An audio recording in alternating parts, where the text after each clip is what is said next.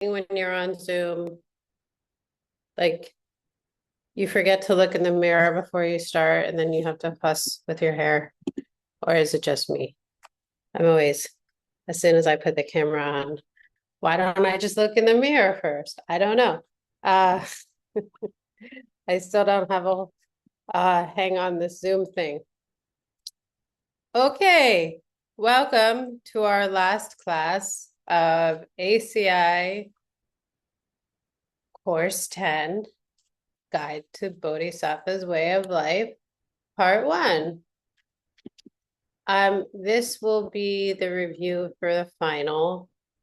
So I'll just go through the final questions so there's no surprises for you. And also, I will give you all the answers. So there's extra no surprises for you. And like I said, as far as I'm concerned, if you even attempt to take final, you get like a 90. So, yay. Okay, we can start with a prayer.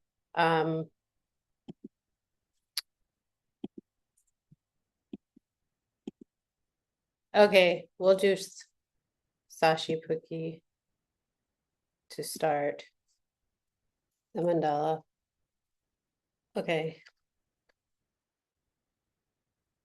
Sashi Puki Jukshe Meto Drum Rira Shin Yende Ganpadi Sangye Shingdu Mikte Orki Drokuru Parsho Idam Guru Ratna Mandala Kam Niryatayami. Okay, we can also do it in English. Or translators, you can translate it into your own language. Here is the great earth filled with the smell of incense, covered with a blanket of flowers. The great mountain, the 4 continents, wearing a jewel of the sun and moon. In my mind, I make them the paradise of a Buddha and offer it all to you. By this deed, may every living being experience the pure world. Idam Guru Ratna Mandala Kam Niryatayami. I have the paparazzi here. My friend was taking photos of me. I guess your Michael's used to that. I'm not so used to it. Okay. Really, Geshe is so patient. I always think about that. Like, he walks into, and he has such a high capacity. He walks into a classroom or any room he walks into, and everyone wants to talk to him or, touch him or, he has so much capacity for all these people with their needs. And he never gets overwhelmed and he never seems like overstimulated. And such a great example for us of what a bodhisattva looks like, right? Especially if you're like an introverted sort of person. And that would be, could be very difficult for you. And I suspect Geshe Michael might be some sort of like an introverted sort of person. But he's able to handle all those people and all that energy coming at him so skillfully. So that's a lesson for us all. Okay, so I'll just start going through these, and then if anyone has questions, you can feel free to interrupt me and ask your questions. Okay.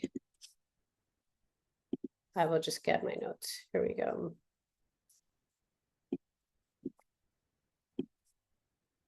Okay, so I think, let me see how many questions there are, just so you guys know. Oh, there's 25 questions. Okay, hi Lee. I was saying we're just going to go over the final. And I'm just gonna read the questions on the final and also give you the answers.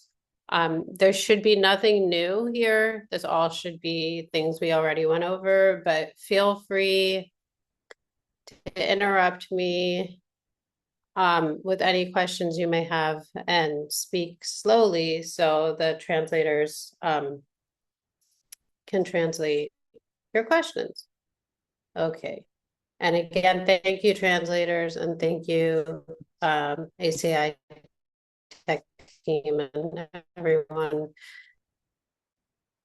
for supporting the course. And thank you, Jack, and helping me prepare for all the classes.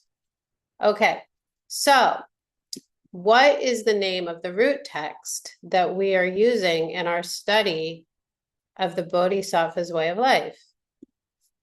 I just gave you a big hint. Yes, Jack. Yes, it's Guide to the Bodhisattva's Way of Life. You did such a good job. Good. Okay, who is the author? Master Shantideva. And he was born 700 AD. Yes. Good job. For $0 and 0 extra credit, except for bragging rights, what is the name of the nickname of the book in Tibetan? Does anyone know the nickname of the book in Tibetan?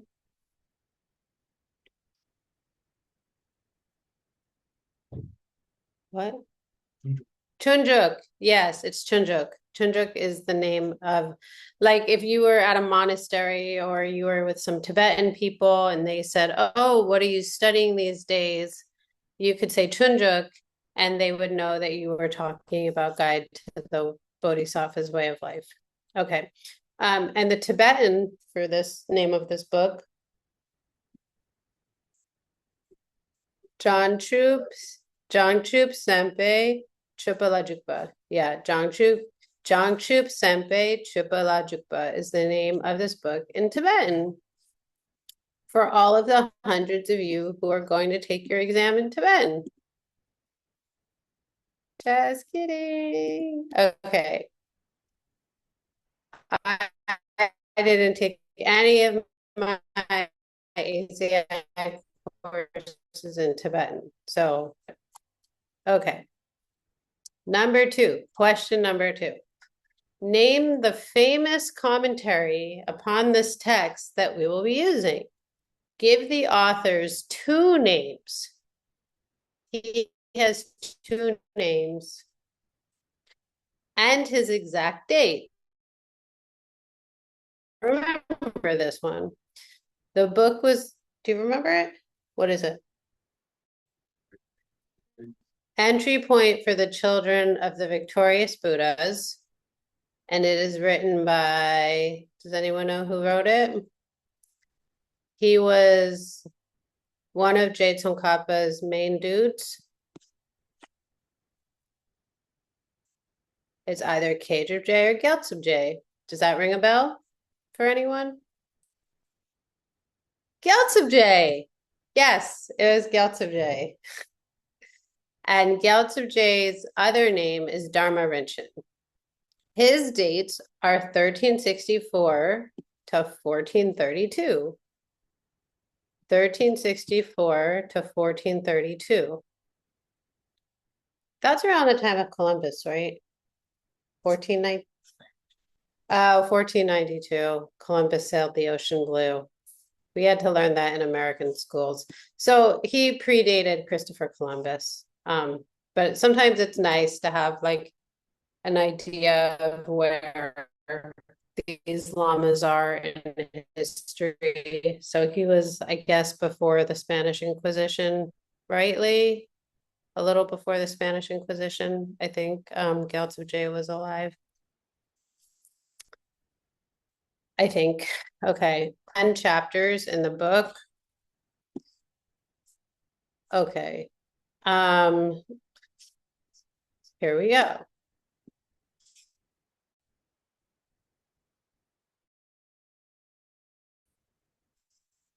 And just, so this final is it's not as much of a thinking final or an analytical final. It's more of a memorize a lot of lists final. But if you think about the logic for the lists, then the list, that is a hard word to say, then the lists are easier maybe to remember. Okay. So the 10 chapters of this book are benefits of the wish for enlightenment, which we talked about all the way back in class 1 in the very beginning of February. The second one is purifying bad deeds. You should remember that class because we spent the entire class discussing what terrible people we all are. Okay. On the third chapter is acquiring the wish for enlightenment. So getting bodhicitta. Number 4 is learning to be careful. So once you learn how to think and act like a bodhisattva, then you have to take care of that new nation is sort of the word I'm thinking. Nascent, like newborn, like that newborn ability. You have to take care of it very sweetly because it's so brand new. Okay. The 5th chapter is called guarding awareness. Guarding awareness and recollection. So this is about like recalling that you have your vows and being mindful about your promise you made to help all beings, and then having the alarm clock or the watch person in the back of your head that's going to alert you, raise the alarm when you're about to misbehave or break your vows. And it keeps you focused on bodhicitta and on taking care of all beings. Okay. And then the 6th chapter, then we start getting into the 6 perfections, and then the rest of the chapters should be easy to remember. So for some reason they skip giving, but we go right from guarding awareness and recollection to not getting angry. Also, they skip the chapters also skip ethics. So you go from guarding awareness and recollection to not getting angry is chapter 6. Joyful effort is chapter 7. Meditative concentration is chapter 8. Wisdom is chapter 9. That's where Master Shantideva started floating off of his seat in the teaching hall. And only a few of the people who had clairvoyance could hear the chapter on wisdom. And then chapter 10 is the dedication. And if we had time, which I'm sure we will not because I talk too much, it would be nice to do the dedication from this book. But I'm sure we will not have time. But I can send it in the Telegram group, and then you guys should do it on your own. It's really it's the most amazing prayer for dedication. And I think it's a really nice thing to do whenever you've completed like a lot of merit. And we'll get that to you in the next day. Okay. So can anyone give me the definition of bodhicitta according to Lord Maitreya? It's just the standard definition. It's you should all know it, but I will remind you. It's the wish to achieve total enlightenment to help all beings. So you make this wish so that you can help everyone. Okay. Okay. Question 5. Explain why nothing less than this precious wish could ever transform your entire world and your very being into something totally pure and enlightened.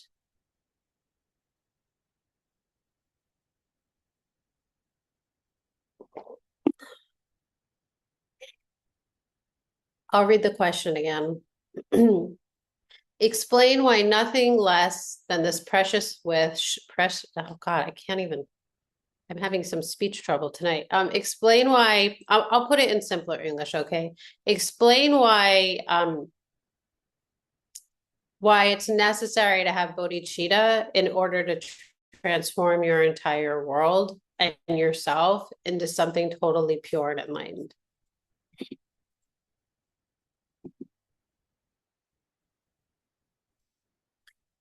So,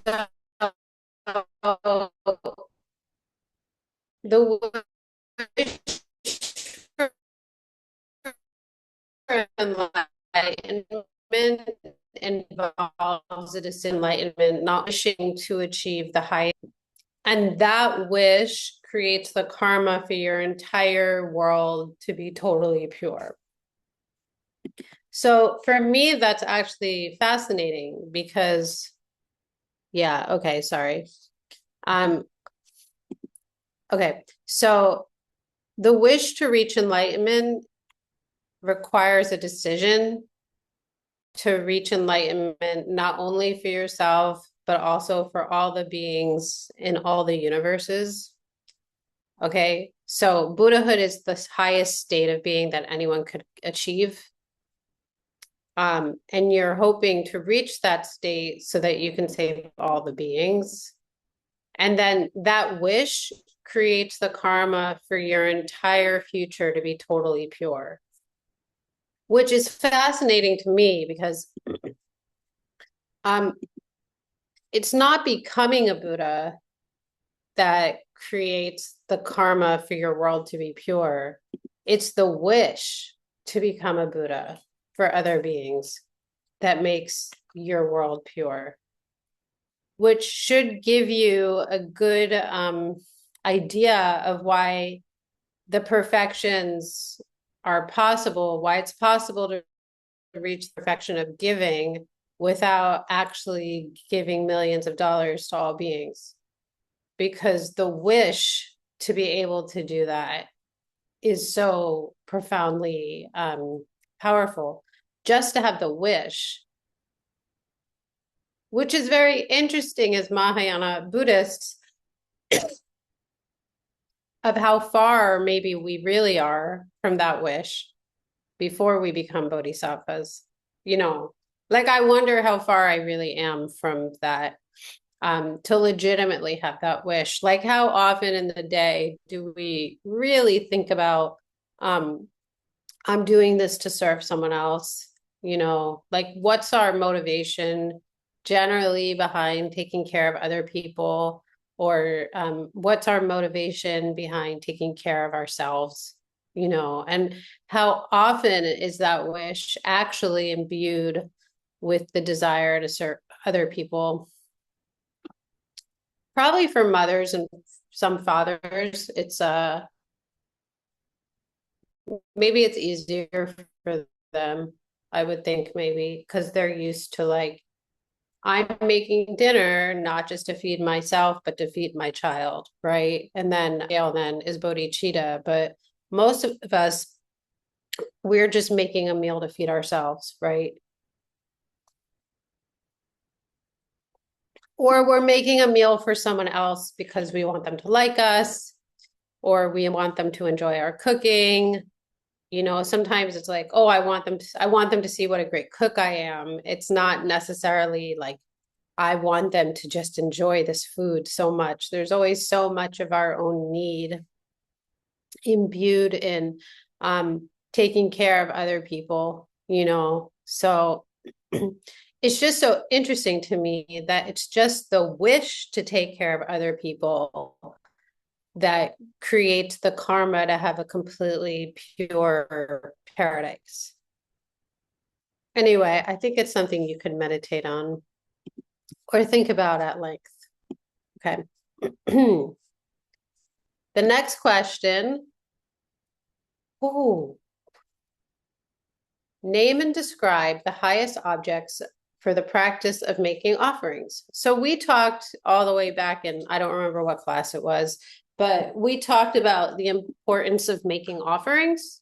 And we talked about like imagining a pure world or offering music, offering a sunset, offering delicious food, offering your practice. We talked about all sorts of offerings we can make. Okay.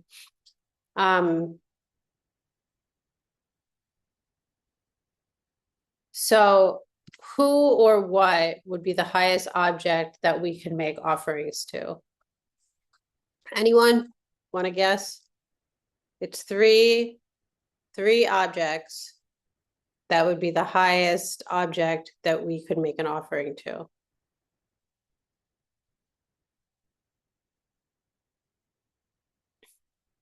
The llama? It's not a trick question. I'll give you the first one. Yeah, Buddha. You could say Buddha. Yeah, Lama, Buddha is good. Um, Sangha. the jewels. Think jewels. Yeah, good. And Buddha, the third Dharma, one? Sangha. Buddha, Dharma, Sangha. Yeah, good. Good. All three jewels. Good. So that would be the highest. And the Lama is representative of Buddha. So I would personally, if I was grading your finals, I would take Lama as an answer. But technically the three jewels, I mean, and technically your Lama could be all three jewels. So I personally would take that answer. But if you want to be what's the word I'm looking for? What's the word I'm looking for? Precise. If you want to be yes, extremely. Thank you. I'm losing all my English. I don't know what language I'm thinking in, but now I'm losing. It's not English. So the three highest objects, then, if you want to be the most precise, are the three jewels. So that's Buddha jewel, which here we're talking about. There's nominal, there's like the relative jewels, and then there's the ultimate jewels. Okay, so a relative Buddha jewel would be like the Buddha statue on your altar. The ultimate Buddha jewel is the emptiness of the Buddha. And then the Dharma jewel. So the relative Dharma jewel is the books on the Dharma. Like this book would be a Dharma jewel. The ultimate Dharma jewel is the direct perception of emptiness. And the cessations, like the things that stop when you see emptiness directly. And the Sangha jewel, which refers either to like ordained people, or ultimately refers to people who've seen emptiness directly. Okay. Ooh. Number 7. Tell me what the 3 general types of offering are that are described in Guide to Bodhisattva's Way of Life. I'm going to tell you because I don't think anyone knows the answer because there maybe some of these are a little obscure. Okay, so the first one is the offering of things that have no owner. So you can offer things that have no owner, like I said before, like the sky or the sunset.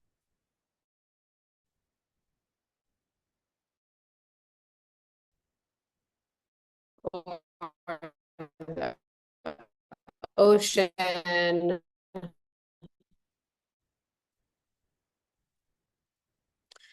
Or, you know, much later on when you're much further along than any of us are. Oh, I'm sorry, I'm cutting out. This is still India. I'm going to try to switch over to my hotspot and see if that makes it better. Okay. And then just while I'm switching over, the Wi-Fi might cut out, but I will come right back. Could we maybe use your hotspot? Okay. Okay, I'm just going to try and hopefully that will make the Wi-Fi better. I'm sorry. It's on? Okay. Give me 1 sec. And like I said, if I cut out, I'll come right back.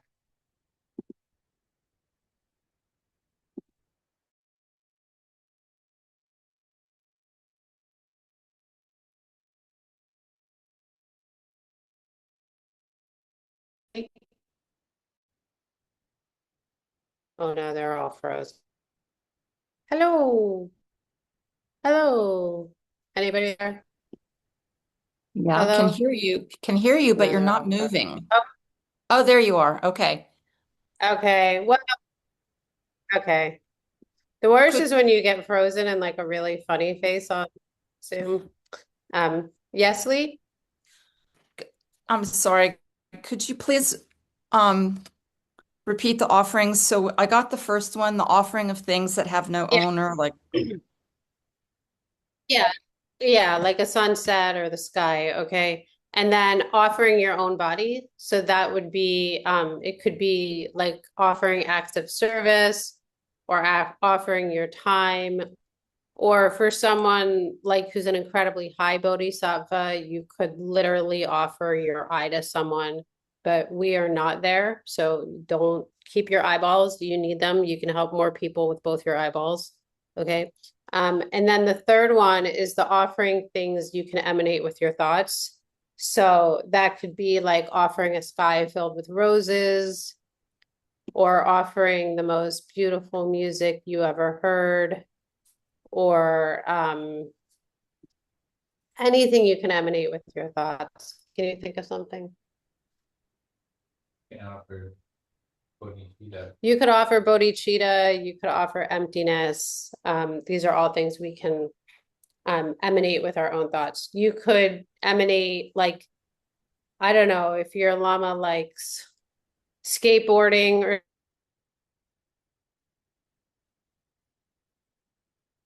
something, you could offer boarding with, or lama likes opera, you could offer him 1,000 Pavarottis to go sing songs with or something. These are all things you can emanate with your own thoughts, okay?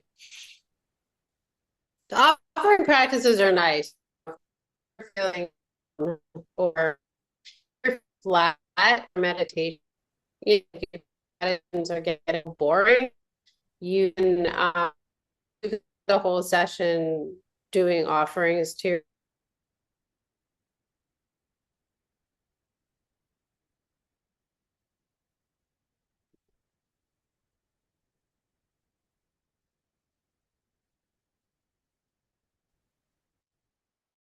Okay, next one is describe briefly why the acting refuge can actually affect you. So what are you doing when you're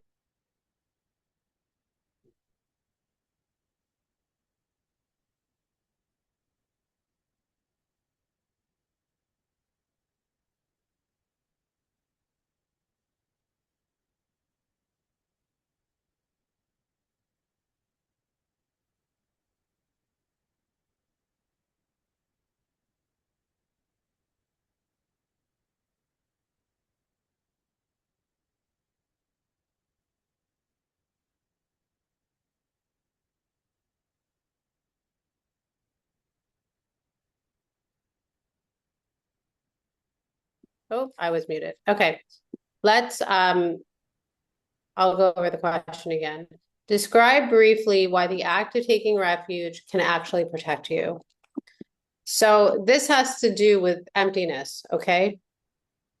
So when you take refuge in the three jewels, you're reasserting your belief in emptiness and in the perception of emptiness. And then when you're remembering emptiness, then you're not going to react badly to someone being mean to you or, gaslighting you or lying to you. You'll just automatically think, oh, what did I do to create this? You know, or at least pretty quickly, you'll you'll start thinking what I do to create this. I was at the beach earlier. I'm in Goa, having a small vacation. nice. It's so nice. Well, trying to have a small vacation, Yeah, awesome. trying to find something somewhere quiet to go. Oh, And I went all the way to the northernmost tip of Goa today. That actually is at the edge of another state in India because I'm looking for the quiet beach in North Goa. And I get to the beach and it's really nice and it's remote. And I'm like, oh, actually, it's pretty dead here. And most of the musics weren't playing the like loud techno music that they play at the rest of the beaches here. Um, and I go to lay on my like beach chair. But as I'm walking to my beach chair, I noticed this guy has a portable speaker. Like he brought his own sound system to the quiet beach. Like everybody knows this is the quiet beach, and this is where everyone goes who doesn't want to rave or do drugs or drink. That's why we went to the quiet beach. But this guy was like, the quiet beach sucks. It's too quiet. And he brought his own speakers and sound system to the beach. And then he decided that the Macarena was his favorite song. And he just had to share that joy of the Macarena with all of us repeatedly. The Macarena, coincidentally, is not my favorite song. But today I got to hear it 3 or 4 times. And then his internet kept cutting out. So the Macarena would be like almost done. And then it would cut out. And then he'd have to start it from the beginning, because how could you ever go on with your day unless you hear the entire Macarena? So I had many thoughts about these young men and their portable speaker and their Macarena. I was like, could I offer them 1,000 rupees? Like, how much money would I have to offer these boys to get them to turn off the speaker just until we leave? And like, I was coming up with all these ways I could get him to turn off this freaking Macarena. But even as I'm like, oh, I could offer him money, these different thoughts, I'm still in the back of my head was like, what did I do?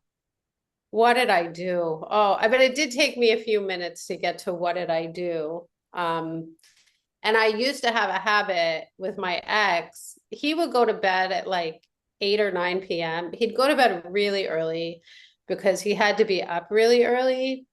And I didn't have good headphones at the time. And this was in my Outlander phase when I was watching a lot of Outlander during the pandemic. And I would just assume he couldn't hear Outlander playing when he was asleep, even though every night he would come, well, not every night, but some nights he would come and be like, hey, I'm sleeping. You woke me up. So anyway, I'm pretty sure I know where the Macarena today came from.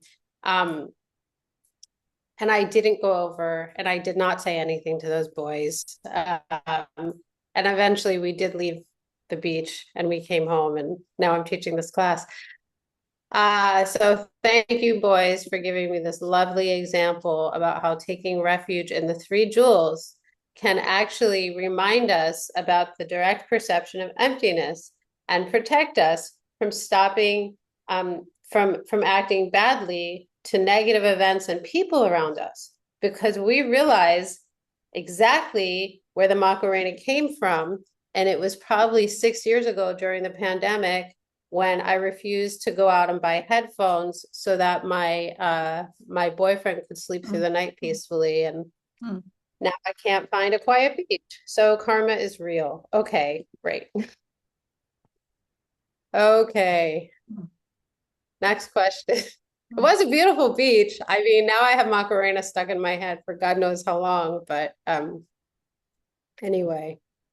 But it does prove the emptiness of the Macarena, because these boys, my God, did they love that song. Okay, if you don't know it, I do not recommend that you listen to it. It will never, ever get out of your head. Okay, yes, Lee? I see. You have a question? Yeah. So like sometimes when I'm in a situation like this, is this a good thing to do? I think, uh, oh, I try to rejoice in the fact that they're happy. And is that a good approach to try to, I Yeah, mean, yeah, it's great. That's great. And it's a good I think so. I think anytime you're rejoicing and someone else being happy is a good antidote to irritation about things not going your way or about you not getting what you want. I think for sure, 100%. yeah, obviously, as long as, what's making them happy is not hurting someone else, right? Because playing Macarena Yeah. is really not hurting you. You just don't like it. Yeah. I mean, but you know what was so funny was I was getting indignant on behalf of all the people at the beach. Like I just went to, well, everyone here hates this song as much as I do. Aw. And, we all came to the quiet beach for quiet. And, I was really like, I was like, I got to stand up for all these people at the beach. But I probably really was the only person it was bothering. So yeah, I think it's good. I think if I could have focused on how happy it was making those boys, then it would have gotten the focus off of myself. And pretty much anytime the focus is not on me, our minds are quite relaxed and happy. Yeah, 100%. Yes. Okay, good. The next question. List the four forces in the order in which they are presented in the detailed treatment in Gyaltsabje's commentary on the Guide to the Bodhisattva's Way of Life. So this one is a little tricky, okay, because it's not in the same order that we're used to when we think about the order of the four forces. Okay. So I'm just gonna give you the order and I won't quiz you and make you guys sad. Okay. So the first one, according to Gyaltsabje, is the destruction force. I'll go through all four and then we'll talk about them. Okay. The first one is the destruction force. The second one is the foundation. The third one is the antidote. And the fourth one is restraining from bad deeds. Okay, so they're like totally out of the order of what we're used to. Who knows what the force of destruction is here?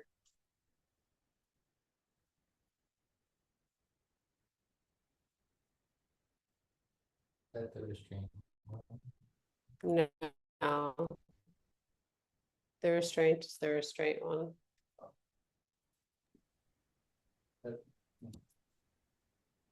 I couldn't hear what he said, but Who knows what the, oh, he got it wrong. the resolve not to do it. Yeah, yeah. The force, no, the force of destruction is the regret, actually. It's regretting the bad deed. So, you like imagine I had gone and yelled at these boys and then I had to come and teach this class and that would have been really embarrassing. And I would have this horrible feeling that I'm this terrible hypocrite and that now for sure I'll never get to enjoy any music ever again. Okay, that's regret. So that's the destruction force. That's the thing that really that regret is the most important thing if you want to kill the negative seed. Because if you don't feel the regret, then you won't do the four forces to begin with. Okay. The order, like I said, is a little funny, but you can think about it, and maybe in some ways it makes more sense than the traditional order. Okay. The second one for Gyaltsabje is the foundation force.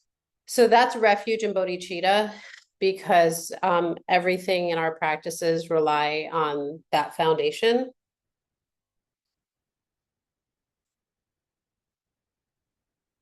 And then for Gyaltsabje, the third force is to apply the antidote. So that's your makeup activity. So the most powerful one is to think about emptiness or study emptiness. Because like we talked about just before, if we are thinking about emptiness, we won't do something stupid with our body, speech, or mouth. Okay. Or it could be like, I'm going to go to Dharma class as my makeup activity, or I'm going to do a bunch of mantras. It could be anything, okay? But studying emptiness is the most powerful one. Okay. And then the fourth one is to restrain yourself. So you promise I won't yell at anyone for 5 minutes. I won't yell at anyone for 2 weeks. Probably you don't want to say I won't yell at anyone for the rest of my life. That's not really practical, okay? Especially like if you drive in bad traffic in Los Angeles or something. That's where I made so much of my bad karma. But if it's like a really big bad one that you did, like a big, big baddie, like, you cheated on a partner, or you were the other woman, or you, I don't know, what's another big baddie? You killed a bunch of bugs or something, or, you lied repeatedly to a partner or your boss or your mom or something like that. Those are probably something you could say, I'm never going to do those ever again. Okay. Other ones, if it's like a jealousy thing, you could say, I won't be jealous for the length of this meditation. I promise not to be jealous, or I promise if you have a problem with being divisive with your speech or harsh with your speech, you can say, I won't be harsh with my speech for as long as I'm doing this meditation, which you should be able to keep because you're meditating and not talking to anyone.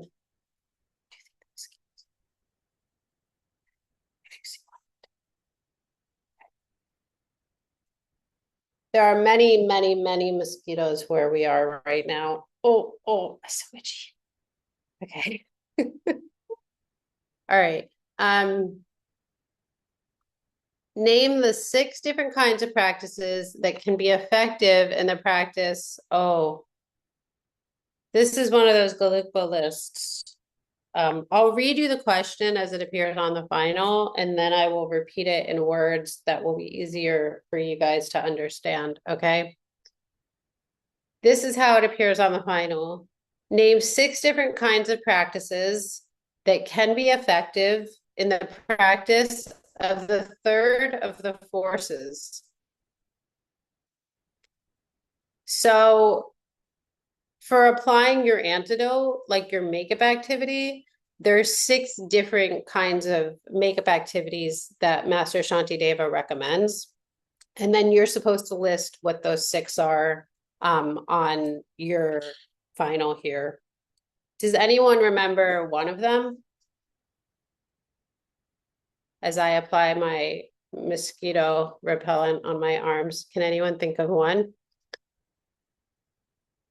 Studying scriptures. Yeah, studying the scriptures, especially on emptiness, is a really good makeup activity. I mentioned one just a minute ago. I think I mentioned it. Meditating on emptiness is a really good one. Reciting mantras. Making tsatsas.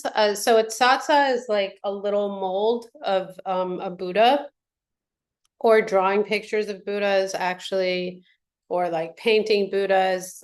These are all good makeup activities.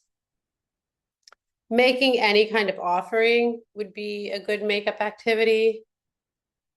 And then reciting the names of different Buddhas would also be a good makeup activity. Okay. So these are good to have in your back pocket. All right.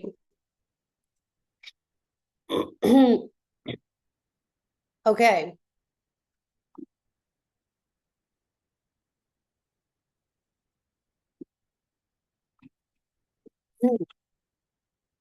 Okay. I'll read you this question and then we can talk about what it means. What is the point of the comparison of the terror of death to a kind of punishment in which one of a person's limbs is cut off? So we were talking about this was like class 5 or something. This was a while ago. Does anyone remember this conversation? Do you remember the context?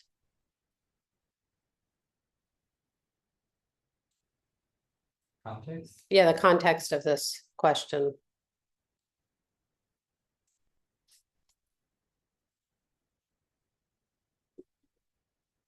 Okay, so basically we should have regret now for the things that we've done so that we can avoid the pain and terror at death.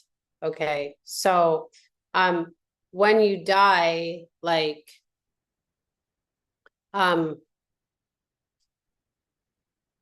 you lose everything. Okay, so like I don't know, he used like there was a guy and he like I don't know, he stole some bread and he knew that like he was gonna have his arms cut off because he stole the bread, and he was terrified, like screaming from his jail cell before they even cut off his limbs because he was so terrified. But when you die, you lose everything, not just your limbs. So I always think about how freaked out I get when I lose my glasses because I'm really blind and I can't, I have 3 different pairs of, I said I have 3 different pairs and I put up 5. I have 3 different pairs of glasses, okay? I have my reading glasses for the computer, and if I lose these, then my nose is like on the screen and it's very embarrassing to teach a Zoom like that. I have my distance glasses for when I go outside so that I can see like anything that's more than 5 feet ahead of me. And I have my, this is how you know you're over 40, you have 3 pairs of glasses. And I have my sunglasses because I have very sensitive eyes to the sun. So if I lose any of them, I like, oh, where's my glasses? Where's my glasses? But at the moment of death, forget about just having a little bit of bad eyesight or eye strain for the day. You're losing all your limbs, you're losing your eyes, you're losing your sight, you're losing all your senses, you're losing your memory, you're losing, oh, it's right there. The mosquito, I think is right there. You're losing, sorry, I really want to get the mosquitoes out of my house. Oh, you're losing everything, okay? And so we should have a strong regret now for all the past negativities we've done because they will ripen at the time of death, and then we will have extreme pain and suffering, okay? So it's better, the whole metaphor is just basically that it's better to do the purification practices now, because if you don't, you're going to have a horrible fear at the time of death, okay?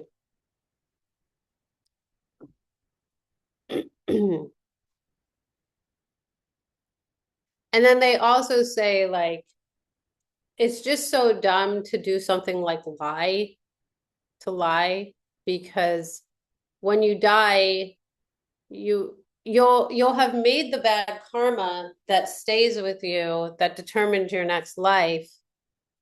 You won't even remember who you lied to, why you lied, or who you were when you told the lie, okay? So it's supposed to encourage you, one, to not make negative karma, and two, to purify and regret anything that you may have done in the past. Okay. Next one.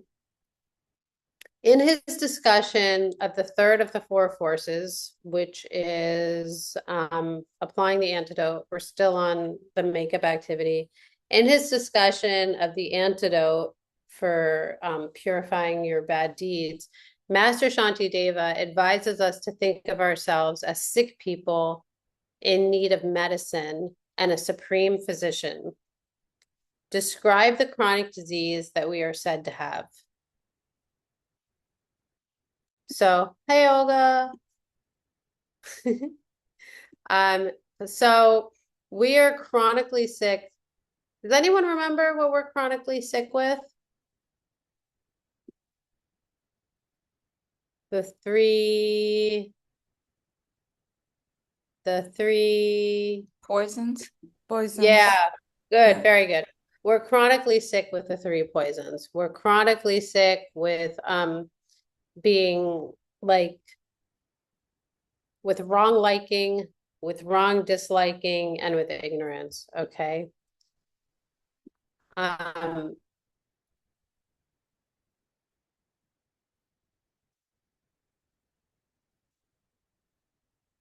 oh, that's interesting. The answer key doesn't actually say who the supreme physician is. Who do you think the supreme physician is?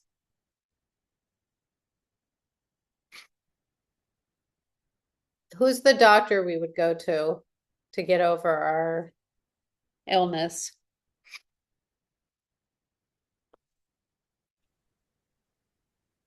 It's not in the answer key, so I'll take any answer. I'm just curious what you guys think. If the Meditating illness is on emptiness? yeah, that could be emptiness, could definitely be the doctor. 3 jewels, yeah. 3 jewels can be the the doctor, the three doctors. The Buddha could be the doctor. Your Lama could be the doctor. Yeah. Okay. Oh, so many lists. Oh my goodness. I think this final might really be the one that has the most lists of all the ACI courses. I think it's this one. Okay. Name 5 activities that function to help us collect the positive energy needed to reach the true wish for enlightenment. So we talked about 5 activities that help us get the karma we need for bodhicitta. Okay. This was a few classes ago. Does anyone remember any of them? Rejoicing in goodness, on Yeah, Aryas, good. on Buddhas, urging holy beings to teach us and request not to pass into final nirvana. Yeah, good. Good. Very good. Yeah, very, very good. Oh, they're frozen. Can you guys hear me? You're all frozen. Okay, yeah. Olga, did you do the last 2? You were breaking up, so I didn't hear the Oh, last 2 if you did just them. urging holy beings to teach us and requesting them not to pass to final nirvana. Yeah, good. Okay, so rejoicing in goodness, urging holy beings to teach, requesting them not to pass into nirvana, dedicating our good deeds, and surrendering through practicing the state of mind where you want to give up your body, your stuff, and even all your good deeds. Okay.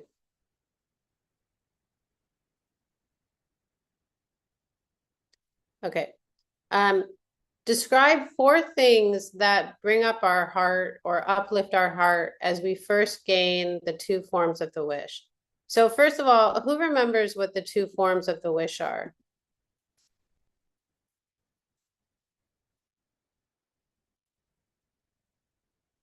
So that's in form of like, you have bodhicitta in the form of a prayer, and then bodhicitta in the form of an action.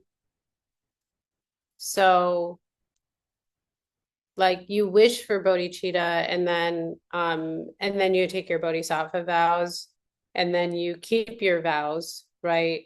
And you try to really develop the wish to become a Buddha to help all beings. Okay.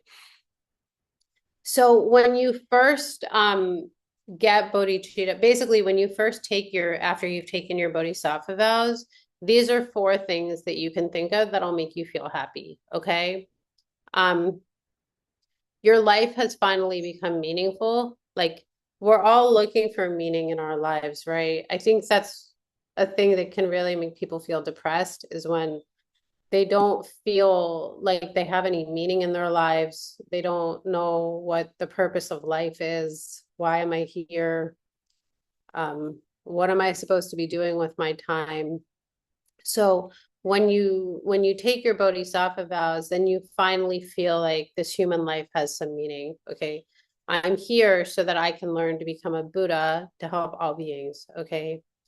And then you think, I finally achieved like a human life.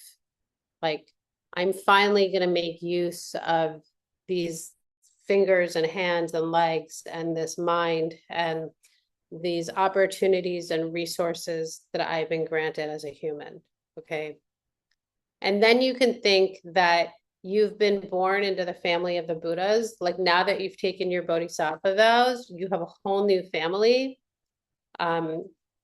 You're not alone anymore. Now you're part of the Buddha's family. And now you've actually been born as a child of the Buddhas. So as soon as you get your bodhisattva vows, now you can consider yourself to be a daughter or a son of the Buddha. And these are thoughts that you should feel really happy about when you think about having taken bodhisattva vows. Okay. Number 15, yay. Name 5 ways in which the wish has the power to remove the suffering of living beings. Ooh, okay. This is from the reading. I don't think we went, I don't think we went over this in class. I'm pretty sure this is just from the reading. So I'll read you the answers. You should do the readings, okay? And especially if English is not your native language, I would be fine with you just doing the readings that are the root text. This is one of the rare examples, in my opinion, where the root text is easier to understand than the commentary. I don't actually think, I think if you have this class, and God bless Gyaltsab, but I think, he's up here, he's like out of the screen, and we're here. And Master Shanti Deva wrote the first few chapters more at our level. So I think if you're like nervous to do the reading, the root text is so short, it'll take you like, if you're a non-native English speaker, it will take you less than an hour. If you are a native English speaker, it will take you 20 minutes. Okay. So it's good to just do the readings if you can. Okay. Because you'll find answers in there that there was just so much to go over in class. So we didn't go over everything from the readings. Okay. So name 5 ways in which the wish has the power to remove the suffering of living beings. Okay. So the first one is, it destroys the Lord of Death within every living being. So the wish for bodhicitta destroys death. How does the wish for bodhicitta, how does bodhicitta destroy death? It creates causes for enlightenment. Yeah, it creates the causes for enlightenment. Okay. And when you become a Buddha, there's no such thing as death anymore. Okay. Because you don't have a normal human body that gets old and sick and dies. Okay. It destroys poverty within every living being. Because if you're a Buddha, you could just manifest resources for everyone. It destroys illness within every living being. I mean, obviously, if it destroys death, it's also going to destroy illness. It destroys the general suffering of samsara within every living being, because you can teach people how to get to a Buddha paradise where they have no suffering. And then it also destroys the suffering of the lower realms. Okay. And there's so much suffering in the lower realms. You know, in India, I think I've told, you know, we've talked about this, but there's so many dogs here. And it's very easy when you look at the animal realm, it's very easy to see their suffering. Like they're sort of slaves to humans, and we domesticated them. And then in India, there's so many street dogs, just homeless dogs, and they don't really know how to hunt anymore. They don't know how to find their own food. They're relying on us. Humans feed them the wrong food. And the humans sometimes kick them or hurt them. And, you know, there's so much suffering in the animal realm. And then you can start to imagine like what the suffering is like in the ghost realm, where they have no access to food or nourishment. And then the hell realm, where they're just in constant agony. Okay. So bodhicitta destroys all of that suffering because it brings the beings out of the lower realm and teaches them to become a Buddha. Okay. How is it that the wish for enlightenment can remove these sufferings in every living being? So if a person has bodhicitta, then they will eventually become a Buddha who is perfectly qualified to teach and help all beings remove their suffering and become perfectly pure themselves. Okay.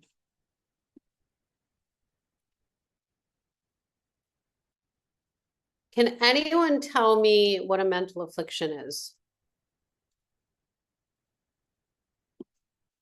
Does anyone remember a definition for mental affliction?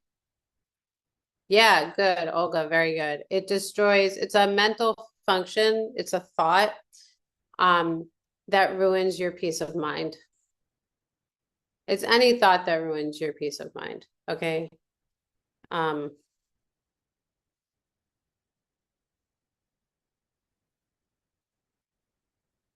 $0, does anyone know where the word klesha comes from in the Indo-European?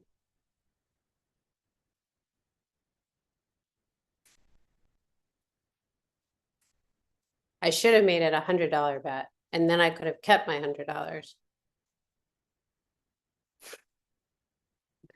Okay. Anyone? Does anyone know? Some of you are really paying attention now, though. Okay. So klesha comes from the Indo-European klish, which comes into the English as holly, which means bristly or annoying or bothersome. Because holly is, I guess it's prickly or something.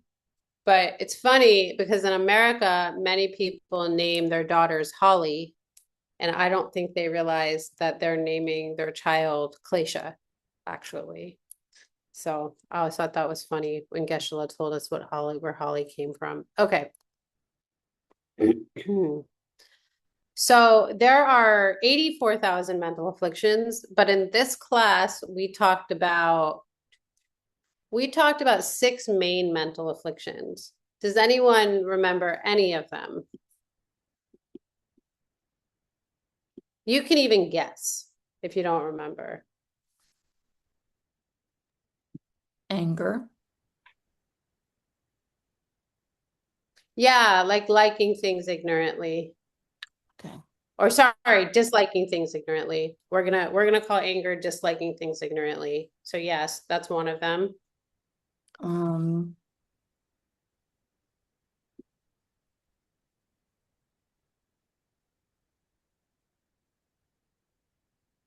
What's the opposite of disliking things ignorantly? Liking things ignorantly. Yeah, so to like have an addiction towards something, to be willing to hurt someone else or yourself in order to get something. You know, like staying up all night on Instagram, scrolling when you know that if you're up all night, you won't get enough sleep and you'll be cranky tomorrow and you won't be patient with people. Could be an example of liking things ignorantly. Okay. Can anyone give me a third one?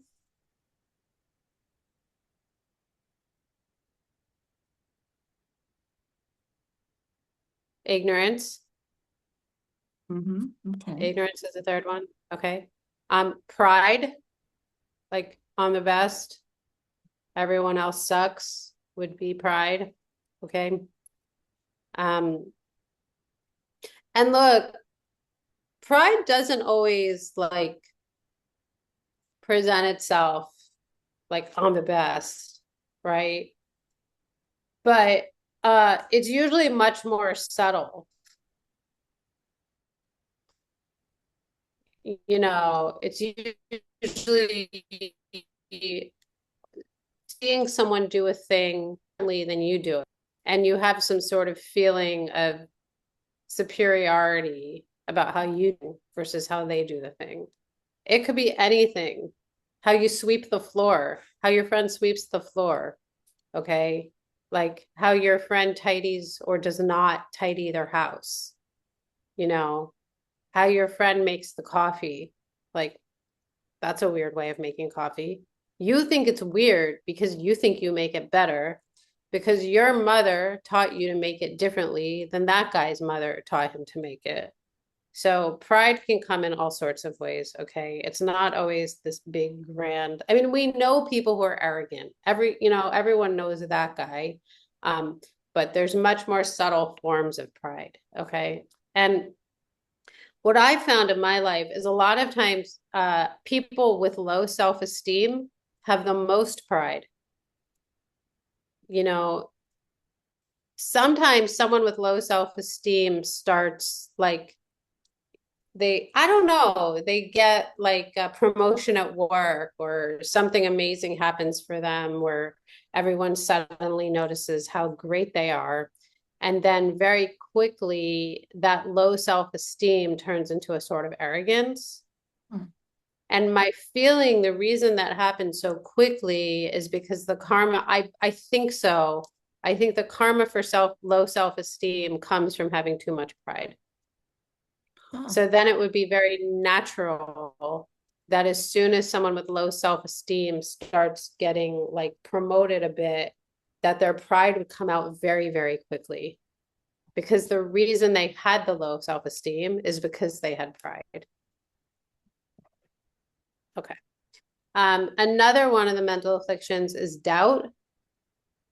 And then the last one is wrong views. So that would be like a belief that karma doesn't exist, emptiness doesn't exist, and past and future lives don't exist. Okay.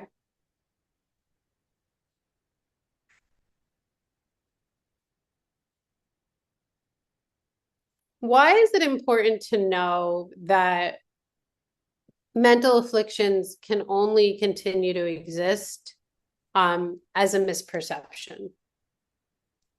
That mental afflictions are caused by a misunderstanding of emptiness. Why is that important?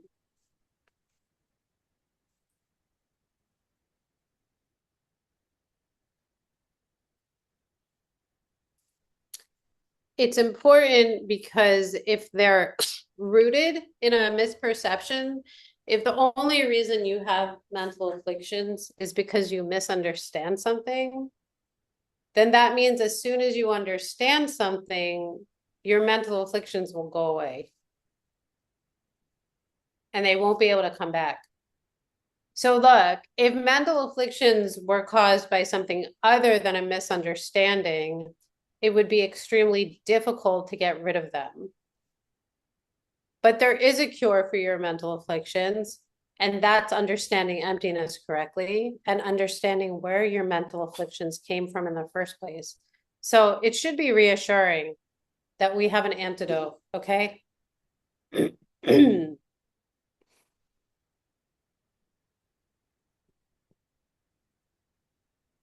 Okay. Okay, who can tell me what the six perfections are? Yes, Lee. Giving or sharing, Good, joyful effort, good. morality or ethics, Uh-huh. patience. Yes, How many is that? that's four. Wisdom Uh-huh. and meditative something, concentration. Concentration. Yeah, good, good. Very good. So that's all six. So let's go through them in the traditional order. So like this is the order in which you would get them, get the perfections. So the first one is giving or sharing. The second one is ethics or morality. The third one is not getting angry. The fourth one is joyful effort. The fifth one is meditative concentration. And the sixth one is wisdom. I had a fun thing once. I gave like refuge and bodhisattva vows to six women at the old Three Jewels in New York. And when you give people refuge or bodhicitta vows or bodhisattva vows, then you get to give them a new name in Tibetan or Sanskrit. So I named each one of them after each one of the perfections. Oh, And I thought it was so fun. That's nice. Uh, so that's why I have them memorized so nicely. Okay. So why are they called perfections? I'll 'Cause just tell you. They're called, oh, what was that? because they make your world perfect. Yeah, that's good. And also because they're in the mind of an enlightened being, they're already perfected. And they make your mind perfect. As you perfect them, they make you perfect.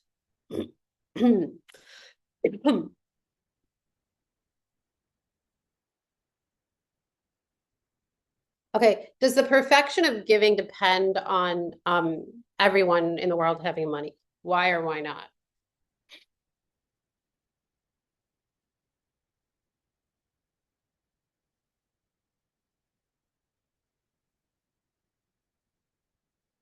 Well, Lord Buddha perfected giving, right? But I'm still paying off my student loans from university.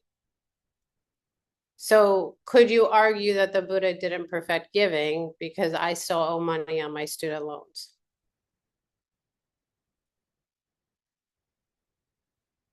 No, obviously the Buddha has perfected giving, even though I still owe money on my student loans. Okay. So the perfection of giving then does not depend on everyone in the world having money. Okay. Because we can see there's people still in poverty. We can see that I still owe money on my student loans. Okay. And that is actually the proof, frankly, for why we can say that the perfection of giving does not depend on poverty being eradicated. The proof is that Buddha became enlightened, and there are still people in our perception as not having enough money to fulfill their needs. Okay. So the perfection of giving then is to have the willingness to give. That's the perfection. Okay. Is that you have the willingness to give to the extent to which you are currently able to. Okay. Okay, we're almost done here. Woo! Okay, explain the reasoning behind the ordering of the six perfections. So, like, why is giving first and why is wisdom last? So, the first thing, just off the bat, sorry, that's an American idiom. I don't know if you guys know. American idiom lesson, right off the bat. I don't know why it's right off the bat. I'm sure it has something to do with baseball. But right off the bat means to begin with. So to begin with, the perfections are in the order of like the importance of the perfect. So, and giving is the least important, and it's first, but obviously it's incredibly important. Okay. Okay, so I'm going to give you the reasoning behind the order of the perfections. And again,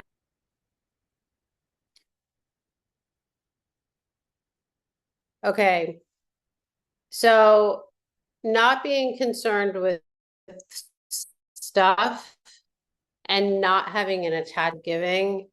And if you're not attached to your stuff, then you're not going to, or to things in general, then you're not going to commit negative deeds in order to keep that stuff or get rid of that stuff. So then you could say that the perfection of giving naturally leads into the perfection of ethics or morality. Okay. If you are keeping your morality and your ethics really well, then you're not going to get angry at people so much. You're not going to lose your patience with them. Okay. You're going to have some natural state of patience. Okay.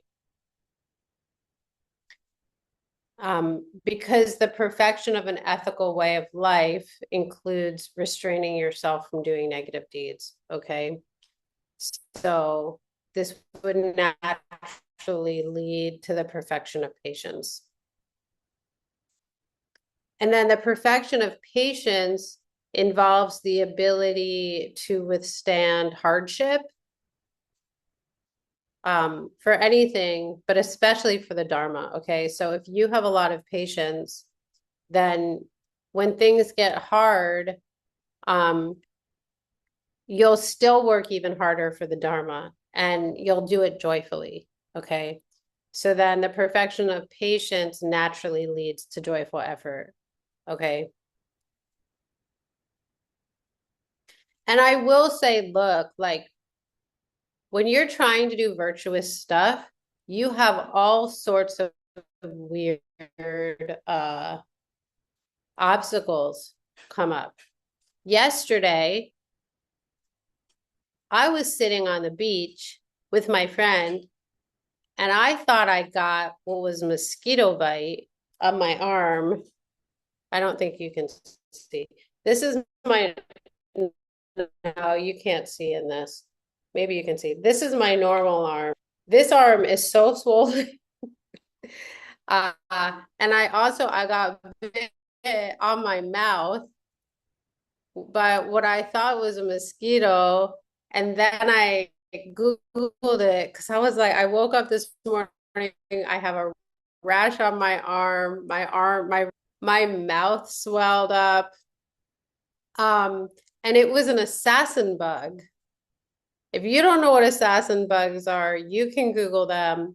But I'm like deathly allergic to assassin bug. I'm extremely allergic to assassin bugs. So even talking hurts a little bit because of the bite on, I mean, who gets bit on the mouth by a bug? But I did. So I will say that like, as like the irony that I'm having trouble talking when I have to give a Dharma class, like I have to give the last class in this course and I get bit on the mouth by these like terrible assassin bugs. Like you have to have some what's the word? Like it's not exactly patience, but forbearance. Like it's a sort of combination between stubbornness and patience in order to be successful in the Dharma and to stay happy about like, I'm not saying I've perfected these things by any means, okay? But just from being around for 25 years or something, and especially being close to Geshe-la, like he doesn't let anything stop him from teaching the Dharma, okay? One time he was having a gallbladder attack at Diamond Mountain and was so sick. I mean, really needed to go to the hospital, but he wanted to finish his class. He had like 2 hours left of a retreat he was doing, and he didn't want to go to the hospital until he finished his class. And actually, it was the one time he ever had to end a class early because he really had to go to the hospital and get his gallbladder taken out. But just like you'll see in your Dharma career, sometimes it's a demon like trying to stop you. When you're teaching Dharma or you're doing Dharma projects, you're sort of raising your hand to the devil and reminding them that you exist, okay? But also sometimes it's such like you're doing such powerfully good karma that a negative thing you did in the past that would have taken you to a lower realm just ripens as like a headache, or I don't know what this is. Maybe it ripened as like these terrible, like these things will happen. And actually, like the diamond cutter says, anyone who studies this book will suffer. So don't be surprised, like now that you finished a course, if you have some bizarre karma ripen, and just have some perfection of patience, have some like forbearance. I don't know any other word. It's really just this sense of I'm going to stick with it. I'm going to be stubborn. I'm not going to be upset about it. And I'm going to stay joyful in my studies, even though maybe something like a little annoying might ripen. Okay. And then the perfection of joyful effort involves making constant efforts all the time, which can lead to single pointed meditation. Okay. If you do something over and over and over again, very committed, then that can lead you to a state of single pointed concentration. And then obviously, the perfection of meditation makes it possible for you to see emptiness directly. So that is the logic between the order of the 6 perfections. Okay. We just have a couple more and then we'll be done.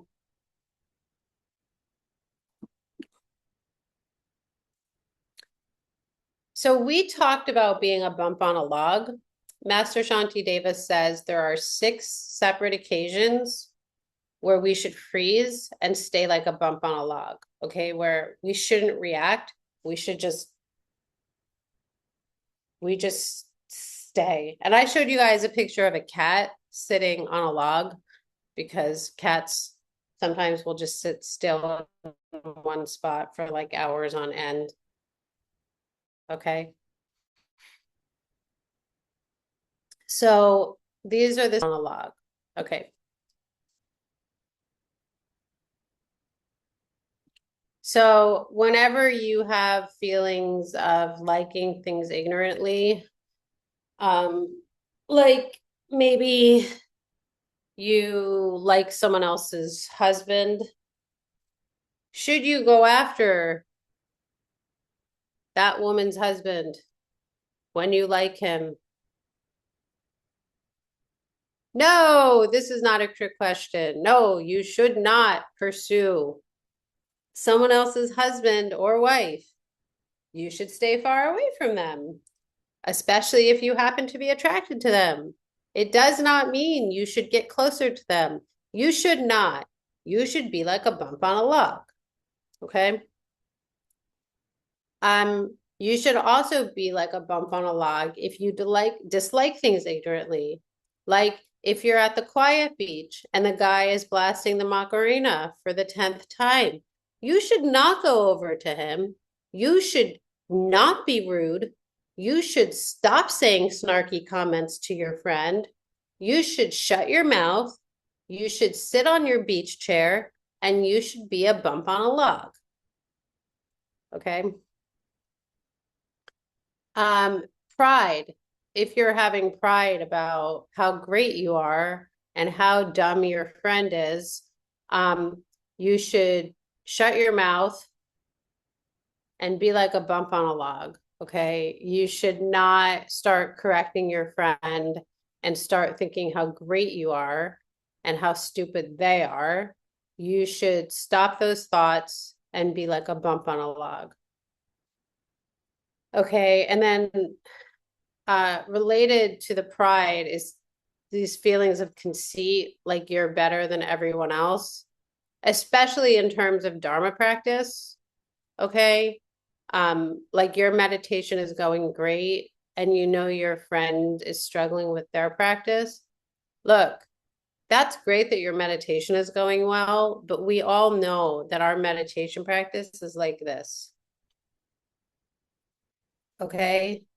It's peaks and valleys, and then it plateaus, and then it goes down again, and then it goes up again, and then it goes down again.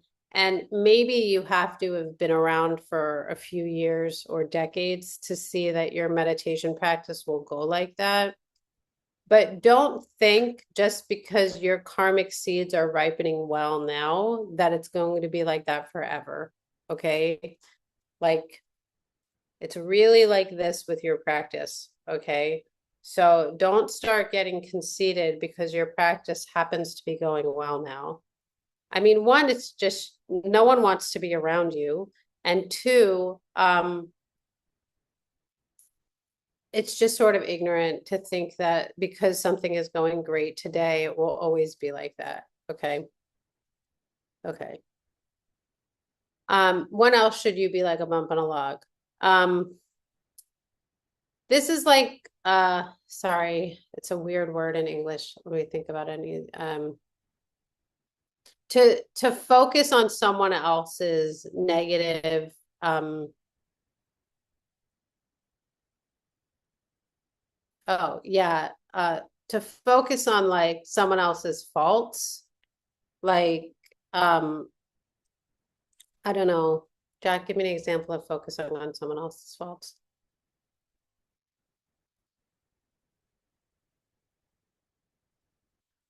No, give me an example. Yeah.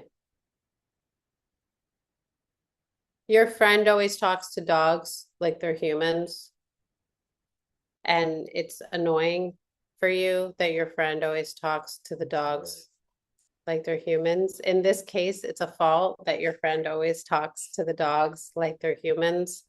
And you don't like it, and you think about how stupid your friend is because they're so lonely or so dumb that they think the dogs can understand them. And then you just start thinking how stupid your friend is. We don't want that. Your friend starts talking to the dogs. You could think, wow, you could just as easily think, wow, my friend is so compassionate and sweet that they're taking the time to give love to these beings that no one cares for. Okay.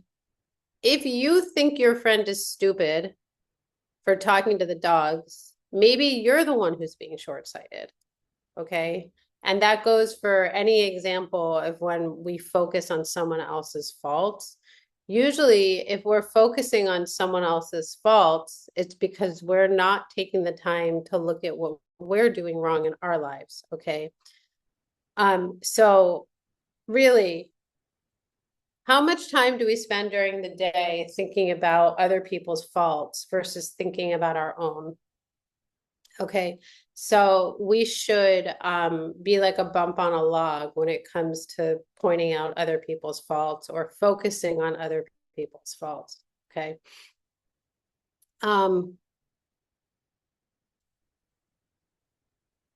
So praising yourself, we should be like a bump on a log, like I don't have to explain what praising yourself is.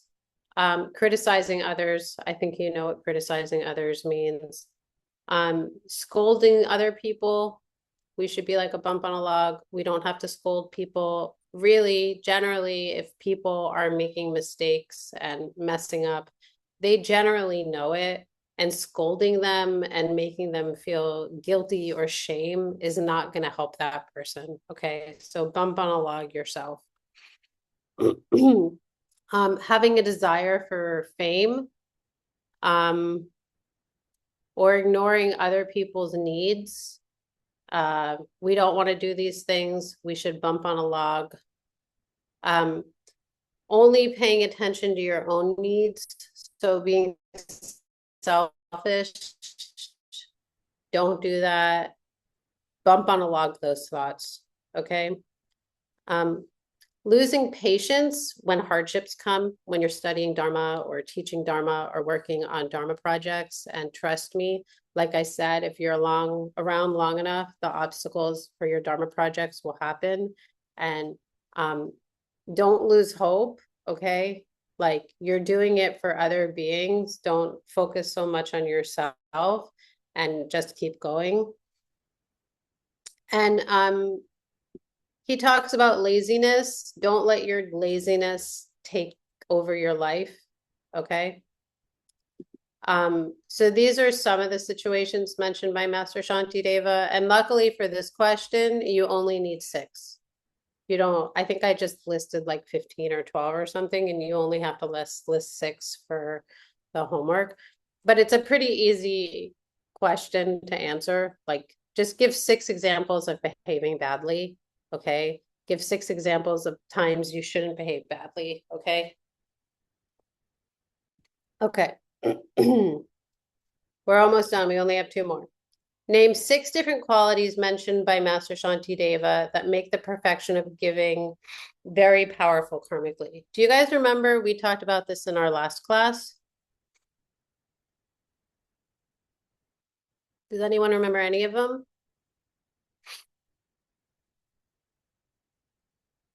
I'll give you a hint. To continually perform a virtuous activity makes the act of giving very powerful. So to continually give, to not just give like at the end of the year, because you're going to get a bigger tax refund, but to continually give over the course of the year would make an act of giving much more powerful, okay? To perform your act of giving with a strong motivation or a virtuous motivation, or better yet, a strong virtuous motivation, like with an idea of bodhicitta in your mind as you're helping someone, would make it very powerful. To perform an act of giving as an antidote to like a klesha that you're having. So the example Geshe-la gave was you are jealous of someone and you go out of your way to give them a compliment. And as you're giving them the compliment, you think, I am praising them so that I can get over my jealousy. That very interestingly makes that compliment you gave that person a very heavy and powerful karmic deed. Performing an act of giving towards the 3 jewels or any virtuous object makes that act of giving very powerful, okay? So we talked about maybe making an offering of a diamond to the ocean and offering it to emptiness, or burning money doing like a fire puja, burning money in the name of the 3 jewels, or in the name of emptiness, or the direct perception of emptiness, would make that a very powerful act of giving. We talked about making offerings towards someone who's helped you a lot, like your mom or your dad or your lama.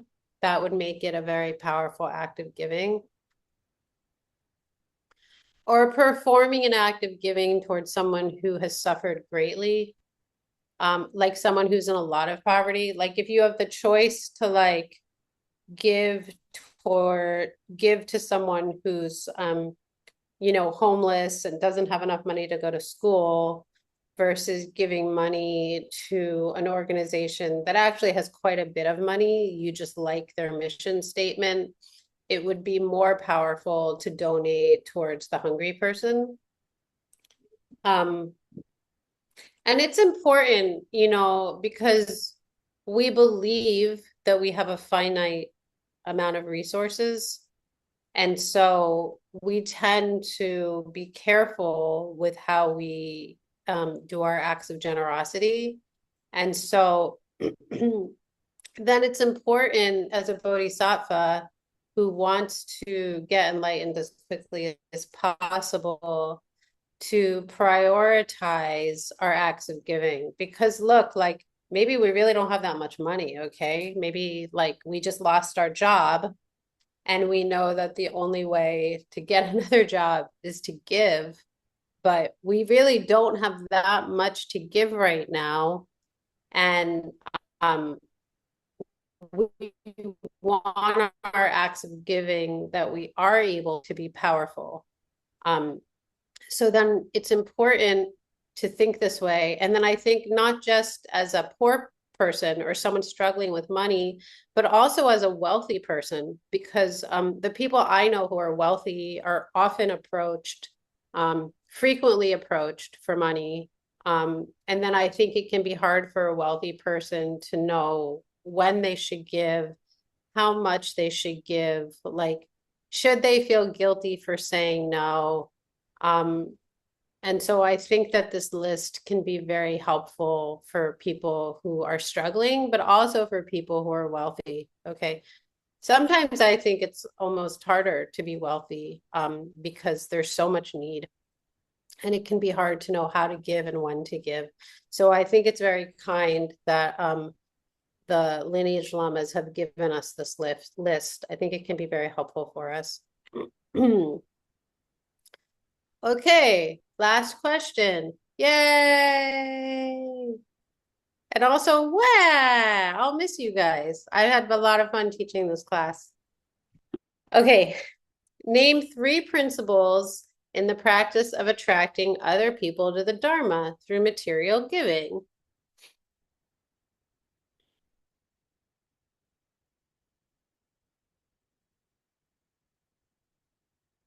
Okay. This is, you know what? I wrote something in my notes, but I want to check something because something here looks a little funny to me. Give me 1 second, you guys. And then you can think about whether you have any questions.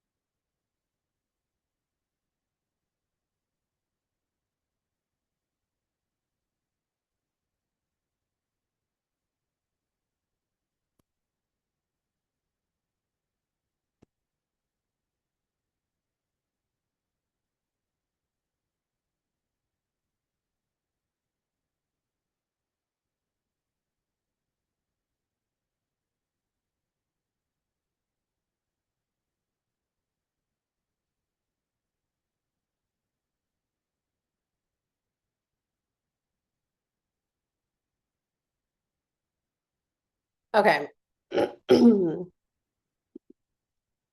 Okay, so name 3 principles in the practice of attracting other people to the Dharma through material giving. Okay, so the first one we talked about is to share your resources appropriately.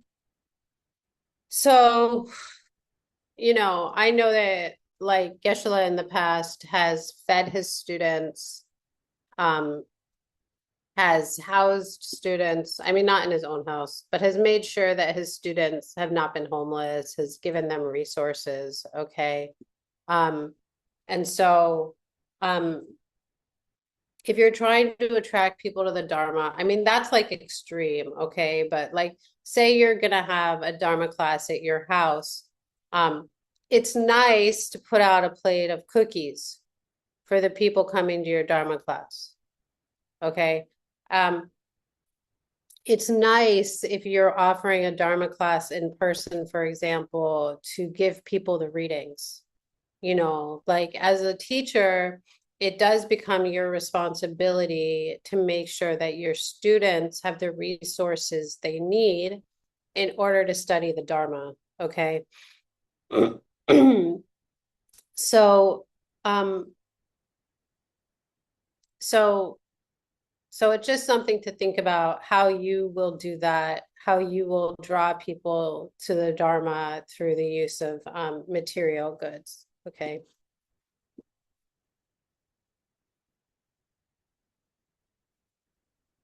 Like when I first started studying, I was a poor college student, university student, and Geshe Michael used to invite everyone who wanted to help to his house, and he would feed us.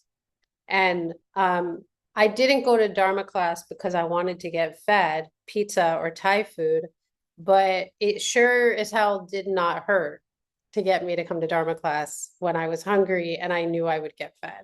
Okay. So that was an example of Geshe-la skillfully using his resources to draw people to the Dharma.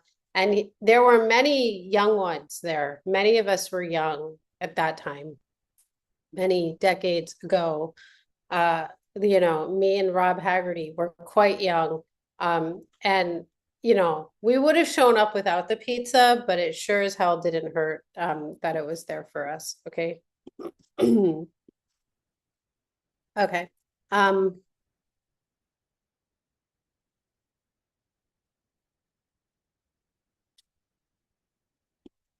Oh, I lost my notes.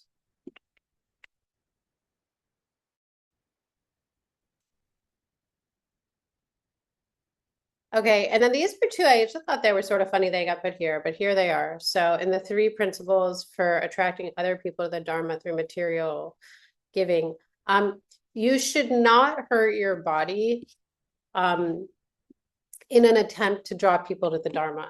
Okay, so this really, I think this applies more to the old days. It seems there were lots of stories of people like, there's one story of Aryadeva. He was Nagarjuna's student, and this demon showed up, and the demon asked for his eye. And Aryadeva was this incredible bodhisattva that he pulled out his eyeball, and then the demon took the eyeball, threw it on the ground, and jumped on it and ruined the eyeball. And then the story is Aryadeva got really mad that his eyeball, he wasted his eyeball on a demon. And then they say that it delayed his enlightenment. So we shouldn't do things like that before we're ready. And if you're like me, you're not ready. So don't even worry. This is not something that you probably have to worry about right now. But in terms of like a concentric circle, you know, especially like if you have a close relationship with your teacher, then probably your teacher is helping a lot of people and your teacher needs help to help all those people. Maybe they're stuck with just one body right now and they need more arms, and your arms are useful to help them in their mission. But I would say like you should make sure that you monitor your health, because sometimes the Lama's job isn't to monitor your health for you. Okay, that's your job. And the Lama will push you sometimes. Sometimes they push you past your physical limit because that's what you need. But sometimes they push you past your physical limit because they're trying to get you to create a boundary for yourself. And I've seen over the years people like they just eat potato chips. Like one student I knew, she didn't eat healthy ever, and she would just say, I have too much work to do for my Lama. I don't have time for a proper meal. And then she got like really overweight and she got incredibly fatigued and she was never healthy. And then the lack of good food affected her mind. And then she stopped studying. Okay. So you have to be careful to take care of your body because your body is the vessel which will take you to enlightenment. So your Lama doesn't want you to hurt your body in order to take care of them. They want you to be healthy and strong because the more healthy you are and the more strong you are, the better example you'll be for other people. And frankly, the better your work will be for them. So you'll be able to help more people if you're healthy and strong. So we always have to be careful in how we use our body for the Dharma, okay? And then the last one here for the principles in the practice of attracting people to the Dharma through material giving. There's an explanation of the proper time and purpose for which to give your body, okay? Like the most famous example is when Lord Buddha was a high bodhisattva, he came across a starving tiger and her 4 babies, and he fed her from his own body. And he made a wish that that tiger and her babies would become his students when he became a Buddha. And those 5 tigers were his first 5 students who all became arhats. So that was Lord Buddha when he was an extremely high-level bodhisattva. Unless you are like, 2 steps away from Buddhahood, please do not go out tonight and feed yourself to a tiger, okay? Or any animal, or you can think concentric circles in this case, okay? Don't hurt yourself for the Dharma until you are at a high enough level that you can see that these beings that you're helping at your own risk of your own body will definitely become your students and definitely become arhats. Okay, so it's not really something you have to worry about now, but when the time comes, then you can do it. Okay. And I didn't talk much about it in the last class because most of us are not at that place yet, and we don't have to so much worry about that. And if you have any questions about that later, when the time comes, you can ask Ashimai.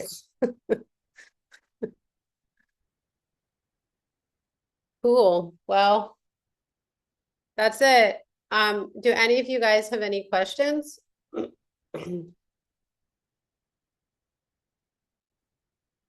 I cannot read that, but it says something that I cannot read.